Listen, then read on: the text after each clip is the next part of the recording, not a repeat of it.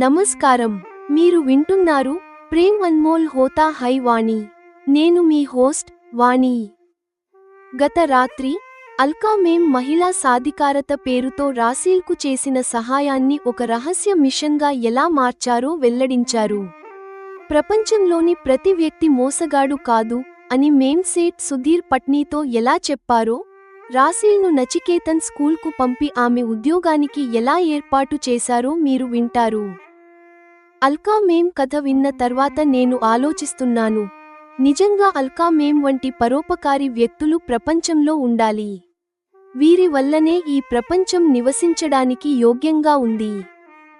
కానీ ఈ రాత్రి కేవలం మేం గొప్పతనం గురించి మాత్రమే కాదు. మేం నిద్రపోయిన తర్వాత రాసీల్ నా గదికి వస్తుంది. నా లోతైన అనుమానాలను నివృత్తి చేసుకోవడానికి ఇదే సరైన సమయం. మీరు వింటారు. రాసీల్ చెప్పిన రెండో పెద్ద అబద్ధం, ఆమె రచయిత్రి కాదు. అల్కా మేం తన ఉదారతతో పబ్లికేషన్ ఫీజు చెల్లించి రాసీల్ నవలను ఎలా ప్రచురించారో వినండి. మరియు అత్యంత ముఖ్యమైనది, నా శృంగార ఉత్సుకత. నేను రాసీల్ను అడిగాను, మనలాంటి యువతులు పెళ్లి చేసుకోకుండా జీవితాన్ని గడపడం సులభమేనా అని.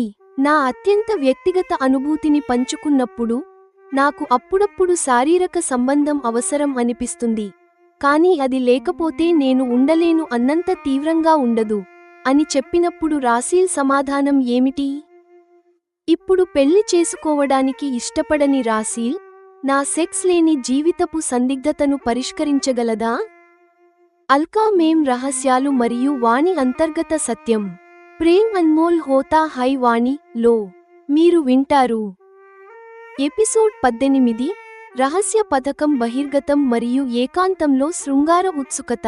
అన్ని వివరాలు తెలిసిన తర్వాత మన్ప్రీత్ కాల్ చేయడం కేవలం ఒక ఫార్మాలిటీగా మిగిలిపోయింది. సూచనల ప్రకారం ఆమె పనులన్నీ పూర్తి చేసింది. మేం రాసీల్ అడిగిన ప్రకారం 2 నెలల అడ్వాన్స్ తీసుకుని ఆమెకు ఒక సౌకర్యవంతమైన గదిని కేటాయించాను అని ఆమె ధృవీకరించింది. మంచిది. ఆమెకు ఎలాంటి ఇబ్బంది కలగకుండా ప్రత్యేక శ్రద్ధ తీసుకో. నేను ఆమెకు తెలిసినదాన్ని అని గాని, ఆమె గురించి పట్టించుకుంటున్నానని గాని ఆమెకు తెలియనివ్వద్దు అని మేం చెప్పారు. తన సహాయాన్ని గొప్పగా చెప్పుకోవడం ఆమెకు ఇష్టం లేదు. అల్కా మేం అనుకున్నట్లుగానే ఆ రోజు పనులన్నీ సజావుగా సాగాయి. ఆఫీసులో ఒక పెద్ద బిజినెస్ డీల్ పూర్తి చేసిన తర్వాత ఏకాంతం దొరకగానే ఆమెకు మళ్లీ రాసీల్ ఆలోచన వచ్చింది. ఆమె సుధీర్కు కాల్ చేసి, నీకు 5 నిమిషాలు ఖాళీ ఉన్నప్పుడు నాకు ఫోన్ చేయి అని చెప్పారు. సుధీర్, ఈ నిరాశజనకమైన ప్రపంచంలో నీలాంటివారు, నాలాంటివారు కొందరైనా ఉండాలి. అప్పుడే మోసపోయిన లేదా దెబ్బతిన్న ఒక మహిళకు ప్రపంచంలోని ప్రతి వ్యక్తి మోసగాడు కాదు అన్న నమ్మకం కలుగుతుంది అని మేం శూన్యంలోకి చూస్తూ అన్నారు. రాసీల్ గురించి ఇంత చెప్పి ఆమె మౌనంగా ఉండిపోయారు. మేంకు నిద్ర ముంచుకొస్తోంది. వాణి, నాకు నిద్ర వస్తోంది. కొంచెం నా వీపు మర్దనా చేస్తావా? ఆఫీసులో కూర్చుని పని చేయడం వల్ల ఇవాళ కొంచెం వీపు నొప్పిగా ఉంది అని అడిగారు. నేను నెమ్మదిగా ఆమె వీపును మర్దనా చేయడం మొదలుపెట్టాను. నిజంగా అల్కా మేం వంటి పరోపకారి వ్యక్తులు ఉండాలి అని మనసులో అనుకున్నాను. కాసేపటికి మేం నిద్రపోయారు. రాసీల్ నా గదిలోకి వచ్చింది. అప్పటికి నాకు నిద్ర పట్టలేదు. వాణి, నాకు నిద్ర పట్టడం లేదు. కాసేపు ఇక్కడ నీతో మాట్లాడవచ్చా అని అడిగింది. వాణి, నేను రచయిత్రిని అనేది అబద్ధం. మేం దగ్గర ఉద్యోగం పొందడం కోసం నేను ఆ అబద్ధం చెప్పాల్సి వచ్చింది.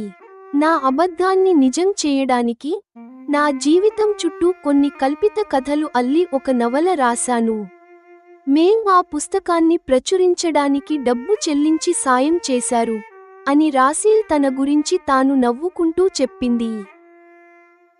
రాసీల్, నేను పెళ్లి చేసుకోకూడదని నిర్ణయించుకున్నాను. మనలాంటి యువతులు పెళ్లి చేసుకోకుండా జీవితాన్ని గడపడం సులభమేనా అని అడిగాను. నా విఫలమైన వివాహం తర్వాత నేను మళ్ళీ పెళ్లి చేసుకోవాలని అనుకోవడం లేదు. మేం ఒంటరిగా ఉంటూనే ఎంతో ఆనందంగా ఉండటం మనం చూస్తూనే ఉన్నాం కదా అని రాసీల్ ఆలోచిస్తూ చెప్పింది. శారీరక సంబంధం లేకుండా జీవితంలో సుఖం అసంపూర్ణం అని చాలామంది అంటారు. దీనిపై నీ అభిప్రాయం ఏంటి అని అడిగాను. నాకు మొదట్లో అలాగే అనిపించేది. కానీ జెడ్తో నా అనుభవం తర్వాత నాకు సెక్స్ అంటేనే తీవ్రమైన అసహ్యం పుట్టింది అని రాసీల్ తన అనుభవాన్ని పంచుకుంది. రాసీల్: నాకు అప్పుడప్పుడు దాని అవసరం అనిపిస్తుంది, కానీ అది లేకపోతే ఉండలేను అన్నంతగా కాదు. ఇలాంటి స్థితిలో సెక్స్ లేని జీవితం నాకు సులభమేనా అని నా వ్యక్తిగత అనుభూతిని మొదటిసారి బయటపెట్టాను.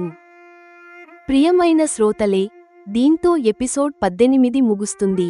అల్కా మేమ్ యొక్క సేవా గుణం మరియు వాణి, రాసీల్ మధ్య వ్యక్తిగత భావాలపై జరిగిన చర్చ ఈ ఎపిసోడ్లో కీలకం. మేమ్ ఒంటరి జీవితం వెనుక ఉన్న రహస్యాన్ని తెలుసుకోవడానికి వాణి చేస్తున్న ప్రయత్నం ఏమవుతుందో వచ్చే ఎపిసోడ్లో చూద్దాం. ఎపిసోడ్ 18 సమాప్తం. ఎపిసోడ్ 19. నమస్కారం, మీరు వింటున్నారు ప్రేమ్ అన్మోల్ హోతా హై వాణి. నేను మీ హోస్ట్ వాణి. గత రాత్రి నా అత్యంత వ్యక్తిగత విషయాన్ని రాసీల్ను అడిగాను, నేను సెక్స్ లేకుండా ఉండగలనా అని. ఈరోజు మా సంభాషణ ఒక ప్రమాదకరమైన మలుపు తిరుగుతుంది. నేను నేరుగా అడిగాను, రాసీల్, మనలాంటి అమ్మాయిలు ఇలా కలిసి ఉంటూ సమలింగ సంపర్కం, లెస్బియనిజం వైపు అడుగులు వేయడం లేదు కదా? రాసీల్ ఇచ్చిన సూటియైన మరియు తెలివైన సమాధానాన్ని మీరు వింటారు. ఆమె హోమోసెక్సువాలిటీని అసహజంగా భావిస్తుంది, కానీ తన మాటలతో కాకుండా తన అల్లరితో నా అనుమానాలను దూరం చేస్తుంది. ఆమె నా వక్షాలను నొక్కి నవ్వుతూ, నేను వెళ్తున్నాను, నీకంటే నాకే భయం వేస్తోంది అని అంటుంది. ఆపై వెళ్లే ముందు రాసీల్ చేసిన ఆ అల్లరి పని.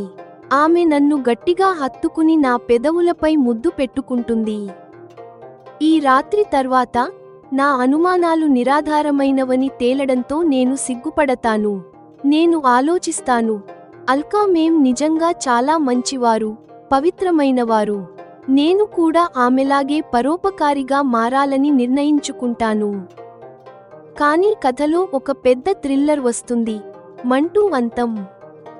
అల్కా మేమ్ ఫోన్లో నాకు ఎలా చెబుతారో వినండి.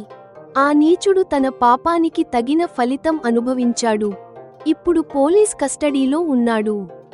మంటూ ఇప్పుడు ఒక హిస్టరీ షీటర్. ఇకపై ఏ స్త్రీని వేధించే ధైర్యం చేయడు. మంటూ అధ్యాయం ముగిసింది. మేం నన్ను మళ్ళీ డిన్నర్కు ఆహ్వానించారు, రాసీల్ కథను పూర్తి చేయడానికి. ఈ రాత్రి అల్కా మేమ్ నా మనసులో ఉన్న చివరి ప్రశ్నకు సమాధానం ఇస్తారా? నాపై ఆమెకు ఎందుకు అంత ప్రత్యేకమైన కృప ఉంది? చివరి రహస్యాల వెల్లడి. ప్రేమ్ అన్మోల్ హోతా హై వాణి లో మీరు వింటారు. ఎపిసోడ్ 19. హోమోసెక్సువాలిటీపై అల్లరి వాదన మరియు మంటూ చివరి లెక్క. నిజం చెప్పు, నువ్వు ఇప్పటి వరకు ఎప్పుడూ సెక్స్ చేయలేదా? రాసీల్ నన్ను తిరిగి ప్రశ్నించింది. మా అమ్మ, ఆమె చనిపోయిన కొన్ని నెలలకే అన్నయ్య చనిపోవడంతో నేను ఎంతగా కుంగిపోయానంటే నా వెంట పడే అబ్బాయిలను పట్టించుకోలేదు. ఇప్పుడు అది నా అలవాటుగా మారిపోయింది. అలా నేను ఇప్పటికీ ఒక పవిత్ర కన్యనే, ఇది నా నిజం. నువ్వు 25-26 ఏళ్లు సెక్స్ లేకుండా ఉన్నావంటే నీకు అది అలవాటు కాలేదని అర్థం. అలాంటప్పుడు పెళ్లి లేకుండా జీవితాన్ని గడపడం నీకు సులభమే కావచ్చు అని రాసీల్ ఒక అభిప్రాయాన్ని చెప్పింది. వాణి: ఇదంతా నాకు చాలా భయానకంగా ఉండేది. ఒక మగవాడిని ఆ రూపంలో ఊహించుకుంటేనే నాకు చిరాకు వేస్తుంది. నాకు మళ్ళీ ఎప్పటికీ ఆ కోరిక కలుగుతుందని నేను అనుకోను అని రాసీల్ తన అసహ్యాన్ని వ్యక్తం చేసింది. రాసీల్ ఒక్కసారిగా అప్రమత్తమైంది. ఎందుకు కాదు, మేం నన్ను ఆకర్షించారు, నువ్వు కూడా ఆకర్షించావు. నేను ఇప్పుడు ఆడవాళ్ల మధ్యే ప్రశాంతంగా ఉన్నాను. కానీ వాణి, నేను సమలింగ సంపర్కాన్ని అసహజంగా భావిస్తాను. కాబట్టి ఆడవాళ్ల మధ్య ఉన్నా నేను ఎప్పటికీ లెస్బియన్ని కాను. ఆమె నవ్వుతూ, ఒకవేళ నీ మనసులో నా గురించి అలాంటి భయం ఉంటే తీసేయ్ అంటూ ఆమె అల్లరిగా నా వక్షాలను నొక్కింది. రాసీల్ నా దొంగతనాన్ని పట్టేసినట్టు అనిపించింది. ఆమె చేసిన పని నా భావాలను దాచుకోవడానికి ఒక సాకుగా మారింది. రాసీల్, నువ్వు ఎంత కఠినమైన దానివి, నాకు నొప్పి పుడుతోంది అని బాధపడుతున్నట్టు నటించాను. నేను తప్పించుకునేలోపే ఆమె నన్ను గట్టిగా పట్టేసుకుని తన పెదవులతో నా పెదవులపై ముద్దు పెట్టింది. నువ్వు చూడటానికి చాలా అమాయకంగా కనిపిస్తావు కానీ చాలా తెలివైన దానివి అంటూ నన్ను వదిలేసి గుడ్ నైట్, స్వీట్ డ్రీమ్స్ అని చెప్పి వెళ్ళిపోయింది. 7 రోజుల తర్వాత అల్కా మేం ఫోన్ చేశారు. వాణి, నిన్ను వేధిస్తున్న ఆ మంటూ తన పనుల వల్ల పోలీసులకు చిక్కాడు. ఇప్పుడు అతనిపై చాలా కేసులు నమోదయ్యాయి. ఇకపై వచ్చే కొన్ని ఏళ్లు అతను కోర్టులు, లాయర్ల చుట్టూ తిరగాల్సిందే అని చెప్పారు. మేం మీకు ఎలా కృతజ్ఞతలు చెప్పాలో నాకు అర్థం కావడం లేదు అని నా కృతజ్ఞతను వ్యక్తం చేశాను. వాణి, ఆ కృతజ్ఞతలు ఇప్పుడెందుకు? అతను ఇప్పుడు రికార్డుల్లో హిస్టరీ షీటర్ అయ్యాడు. ఇకపై అతను నిన్ను గాని మరే ఇతర స్త్రీని గాని వేధించడు. ఆ ధైర్యం అతనికి ఉండదు అని అల్కా మేం భరోసా ఇచ్చారు. ప్రియమైన శ్రోతలే, దీంతో ఎపిసోడ్ 19 ముగుస్తుంది. ఈ ఎపిసోడ్ వాణి అనుమానాలను పటాపంచలు చేసి ఆమెను పరోపకార మార్గంలో నడిపిస్తుంది. మంటూ నుండి విముక్తి కలగడం అల్కా మేంపై నమ్మకాన్ని మరింత పెంచింది. వచ్చే ఎపిసోడ్లో చివరి రహస్యాల వెల్లడి కోసం సిద్ధంగా ఉండండి. ఎపిసోడ్ 19 సమాప్తం. ఎపిసోడ్ 20. నమస్కారం, మీరు వింటున్నారు ప్రేమ్ అన్మోల్ హోతా హై వాణి. నేను మీ హోస్ట్ వాణి. మంటూ సమస్య పరిష్కారమైంది. కానీ ఈరోజు ఆ చెడు వ్యక్తి గురించి మాట్లాడి సమయాన్ని వృధా చేయాలనుకోవడం లేదు. నా ఉత్సుకత ఇప్పుడు కేవలం ఒకే విషయంపై ఉంది, రాసీల్ అసంపూర్ణ కథ. అల్కా మేం ప్రశంసను మీరు వింటారు.